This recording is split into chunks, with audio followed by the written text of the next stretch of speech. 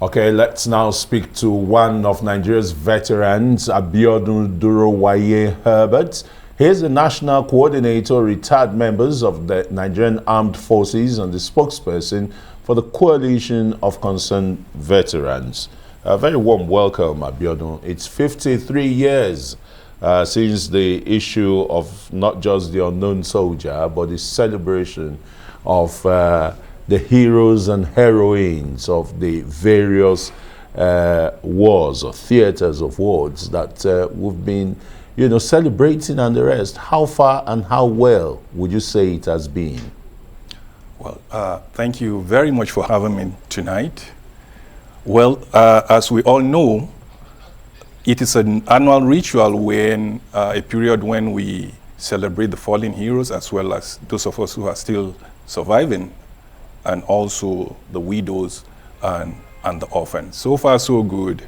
Well, we would like to appreciate the President and Commander-in-Chief of the Nigerian Armed Forces, President Muhammadu Buhari, who happens to be one of us, for the bit that he's been able to do.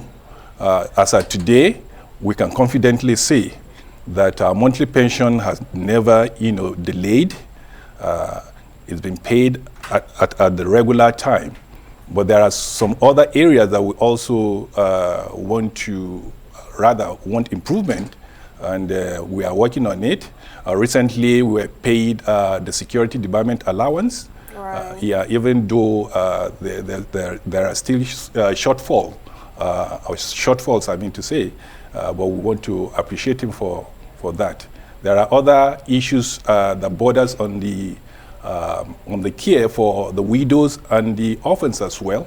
A lot need to be done in that aspect. Right. I like the fact that you've talked about debarment, because I do know that there was a protest here in Abuja sometime in October, and even in December, you had reading to the Minister of Finance, telling her about this payment. So great news that some of those arrears have been paid. But you know what? This day, January 15th, means so much to different Nigerians, be you from any geopolitical zone of the country. Like we have seen all the governors, most of them stepping out to really celebrate the fallen heroes. But you, who is an ex-military man, you served gallantly, retired. Talk to me about what this day, January 15th, means to you as an individual and people like yourself who are leaving.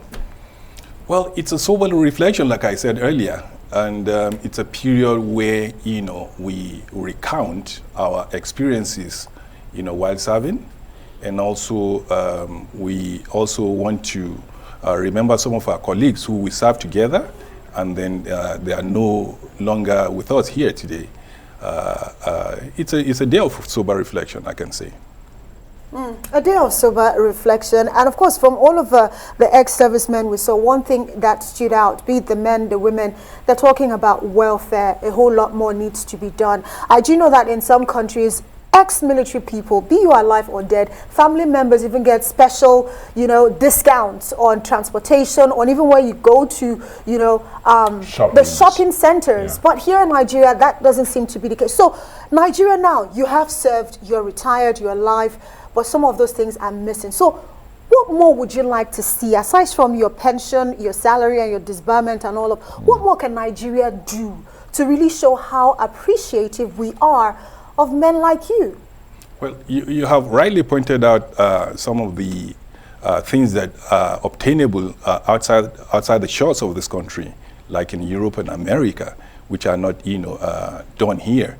Like you want to board a flight, in Europe or in America, the servicemen board the flight first, and upon, taking their seats, they are welcomed, by everyone on board that flight.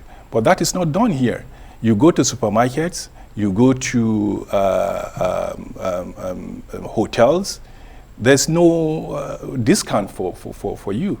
And so we are appealing to those who, the corporate organizations, to also emulate what is obtainable outside the country, and that's the only way we can know that they appreciate what we did by keeping this country one indivisible entity. 53 years after, Nigeria remains one in entity, you know, united with one common purpose.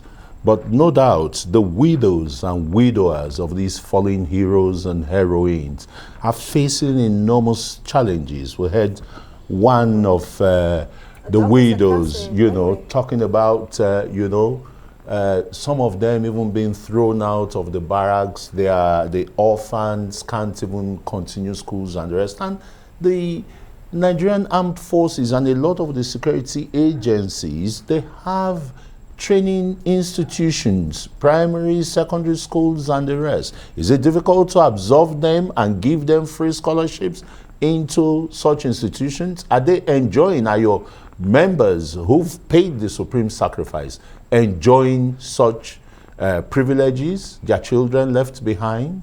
Not at all. And these are some of the areas we expect those in authority to really look at. I'll give you an example.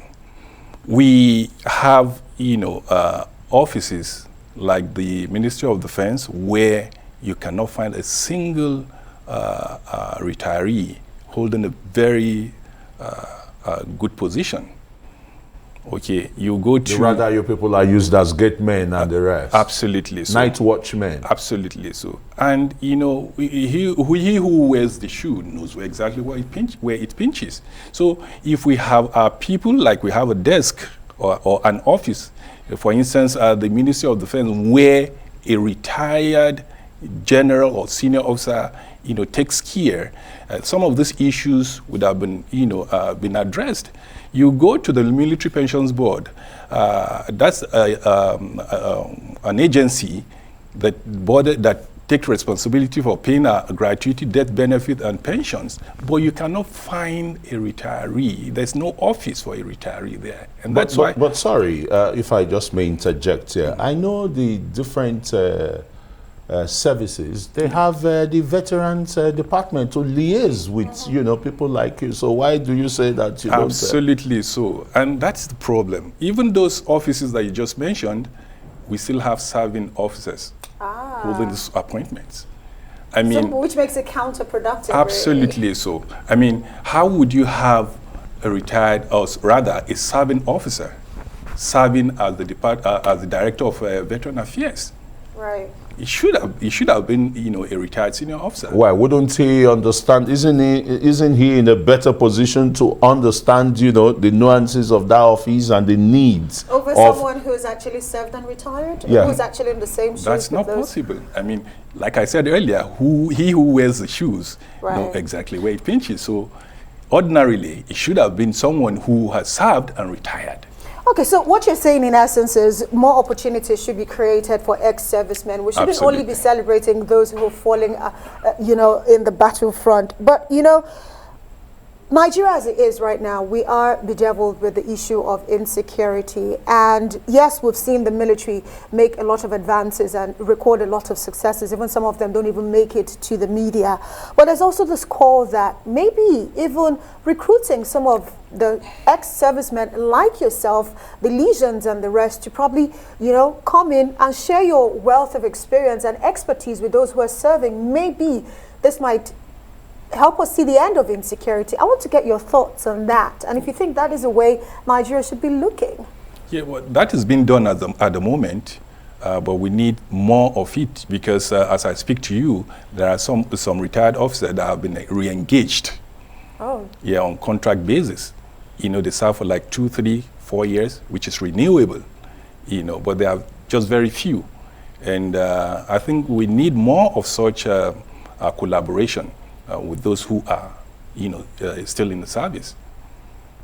Will it really be ideal for, you know, veterans who've clocked over 70, for example, still going to the war front, or they are just going to be like, you know, the backup staff behind, you know, giving tactical Policy and intelligence as well. Policy and intelligence, absolutely. Well, not going to the battlefront at all. Absolutely. No, that would be counterproductive. Abiodun Durowaye Herberts, of course, the National Coordinator, retired members of the Nigerian Armed Forces and spokesperson for the Coalition of Concerned Military Veterans. We thank you so much for your service to Nigeria, and we wish you all the best. And hopefully the next time you're coming here, we'll talk about, you know, more that has been done for veterans who are falling and like yourself who are still living. We appreciate you. Thank you very much. Thank you.